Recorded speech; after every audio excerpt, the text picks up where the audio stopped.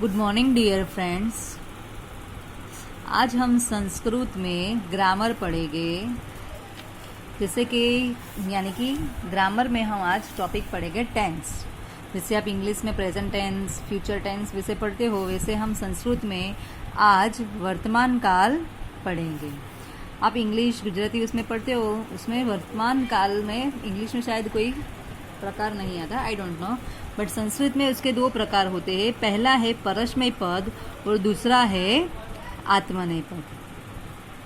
परस्मय पद और आत्मनेय पद इसीलिए दो पार्ट्स किए हैं क्योंकि संस्कृत ग्रामर की सरलता के लिए उसमें रूट जो है यानी कि जो धातु है उसकी सरलता के लिए कि ये गण में आता है, ये गण में आता है, इसके डिवाइड करने के लिए ये दो जो प्रकार है वो दिए गए हैं। इवन फ्रेंड्स ऐसा नहीं कि वर्तमान काल के अलावा भी संस्कृत में जितने भी टेंस है वो सभी में ये परस्मय पद और आत्मनेय पद ये दोनों प्रकार आते ही हैं। तो आज हम वर्तमान काल परस्मय पद देखेंगे। फ्रेंड्स पहले तो मैं आपको बेसिक समझा देती हूँ इसका। यहाँ पे मैंने लिखा है एक वचन, द्विवचन और बहुवचन। एक वचन यानी कि क्या? एक वचन यानी कि सिंगुलर। द्विवचन यानी कि क्या? ड्यूअल यानी कि दो।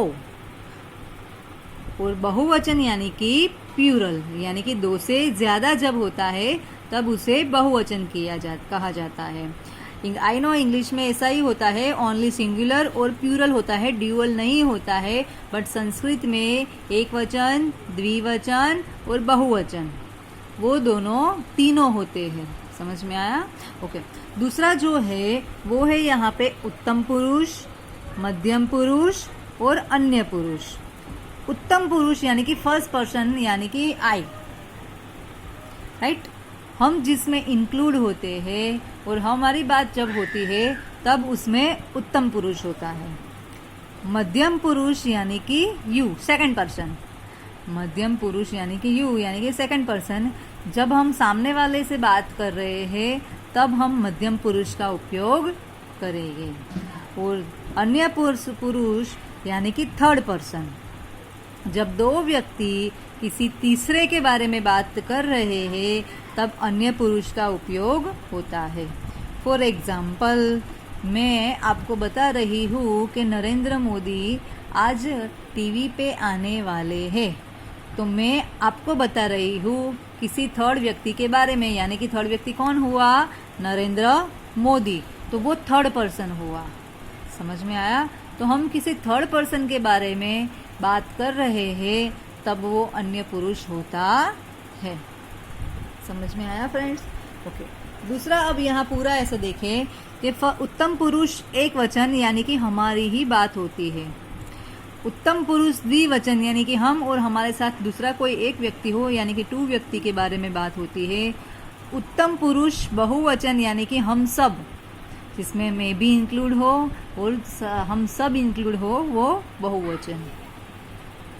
मध्यम पुरुष एक वचन यानी कि यू, कोई वन पर्सन। समझ में आया? मध्यम पुरुष द्विवचन यानी कि मैं किसी दो व्यक्ति को बोल रही हूँ वो। और मध्यम पुरुष बहुवचन यानी कि आप सब।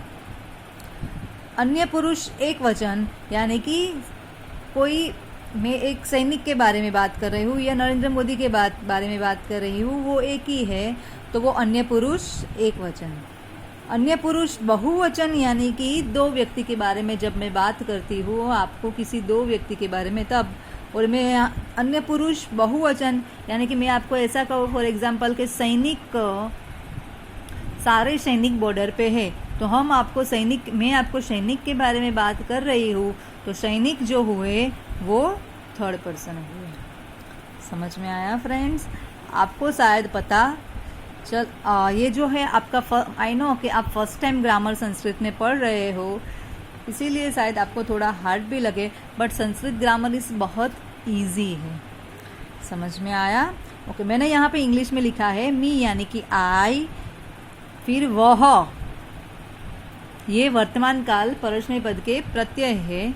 वह यानी कि V2 यानी कि वी आर। इंग्लिश में ऐसा नहीं आता है V2, उसमें हम दो जन है तो भी हम वी आर ही बोलते हैं, बट यहाँ दो व्यक्ति के लिए स्पेशल एक वर्ड्स है, वो है वह। दूसरा है मोह, यानी कि वी आर वी ऑल। सी यानी कि यू, थ यानी कि यू टू यानी कि वी आर यू आर, थ यानी कि यू आर यू ऑल। ती यानी कि ही सी या दे, तह यानी कि दे आर, सॉरी फ्रेंड्स यहाँ पे वाई लिखना रह गया है, दे आर। और तीसरा जो है वो है अंति, यानी कि दे आर दे ऑल। इसको हम कैसे बोलेंगे फ्रेंड्स, देखो ये आपके लिए मैं इजी बनाती हूँ।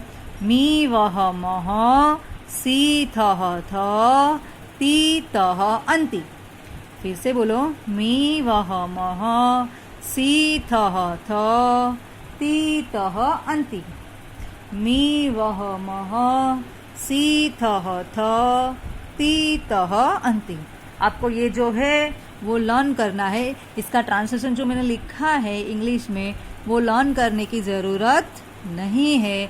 आपको सिर्फ ये जो मेन वर्ड है मी वह मह, सी थह थ, ती तह अंति, वही आपको लर्न करना है फ्रेंड्स। दूसरा इसका मैंने एग्जाम्पल दिया है कि ये इसका उपयोग जो है वो किस तरह होता है। तो उसमें आप देखो कि मैंने पहला रूट लिया है गम गच्छ। गम गच्छ का मीनिंग होता है गो, यानी कि जाना, राइट। तो इसमें क्या होता है कि मैंने पहला जो प्रत्यय जो है वो लिया है गच्छ, और वो धातु है, क्या है, रूट है, यानी कि धातु है। और दूसरा जो है वो अ लिया है, वो अ जो है वो विकर्ण प्रत्यय है, जो हमेशा ओनली फर्स्ट पर्सन जो होता है उसमें ही यूज होता है। विकर्ण प्रत्यय जो है वो फर्स्ट पर्सन में ही यूज होता है, यानी कि जो अ लगाया वो हमेशा फर्स्ट पर्सन में ही लगता है। या तो फिर आप अ के बदले आ भी कर सकते हो, समझ में आया। और दूसरा है मी, वो वर्तमान काल परस्मय पद का प्रत्यय है। कौन सा प्रत्यय है फ्रेंड्स, उत्तम पुरुष एक वचन। मैंने यहाँ शॉर्ट में लिखा है उत्तम पुरुष एक वचन का ये प्रत्यय है मी, ये रहा मी। अब उसका हम संधि करें तो गच्छ प्लस आ गच्छा मी, गच्छा मी, ऐसे क्रियापद बना, समझ में आया। अब मैंने यहाँ लिख के रखा है, आप देखो वर्तमान काल परस्मय पद, उसका जो रूट है गम गच्छ। यहाँ मैंने शॉर्ट फॉर्म में लिखा है एव यानी एक वचन, द्विव यानी कि द्विवचन, बव यानी कि बहुवचन। और यहाँ भी मैंने शॉर्ट फॉर्म में लिखा है उपु यानी कि उत्तम पुरुष, मपु यानी कि मध्यम पुरुष, और अपु यानी कि अन्य पुरुष। जैसे मैंने आपको ये बताया कि गच्छ प्लस आ प्लस मी यानी कि गच्छामि, उसी तरह मैंने यहाँ लिखा है, देखो गच्छामि, गच्छावह, गच्छामः, गच्छसि, गच्छथः, गच्छथ, गच्छति, गच्छतः, गच्छन्ति। फ्रेंड्स यहाँ देखो मैंने बोला था कि ये जो फर्स्ट पर्सन है ये जो फर्स्ट पर्सन है उसमें ही विकर्ण प्रत्यय जो है वो ऐड होता है, ओनली इसमें ही विकर्ण प्रत्यय अ ऐड होता है, बाकी में अ ऐड होता है। बट यहाँ जो है गच्छा आ लगाया, गच्छा व आ लगाया, गच्छा म लगाया। बाकी में मैंने जो छ इसमें मैंने कहीं पे भी आ किया नहीं है, यानी कि जो ये फर्स्ट पर्सन है उसी में ही विकर्ण प्रत्यय लगता है। समझ में आया। आज आप फर्स्ट टाइम संस्कृत ग्रामर पढ़ रहे हो, आई होप कि आपको समझ में आया होगा। ओके, नीचे जो है वो मैंने रूट लिखे हैं वध, लीक, खाद, पीब और पठ।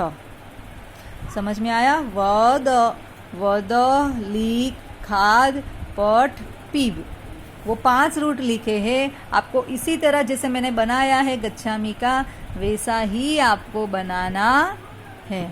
समझ में। देखो फॉर एग्जाम्पल वद का भी आपको बता देती हूँ। वद है तो वदामि, वदावह, वदामह, वदसी, वदथ, वदथ, वदति, वदतः, वदंती, इसी तरह बनाना है।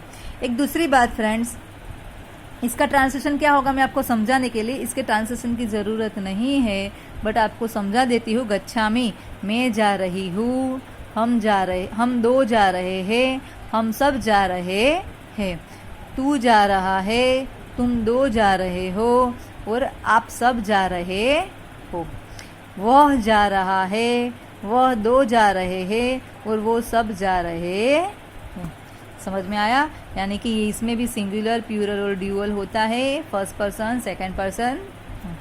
और इसका आपको लिखना है तो वद यानी कि स्पीक, लिख यानी कि राइट, खाद यानी कि ईट, पीब यानी कि ड्रिंक, और पठर यानी कि रीड। समझ में आया? ये आपको लिखना है।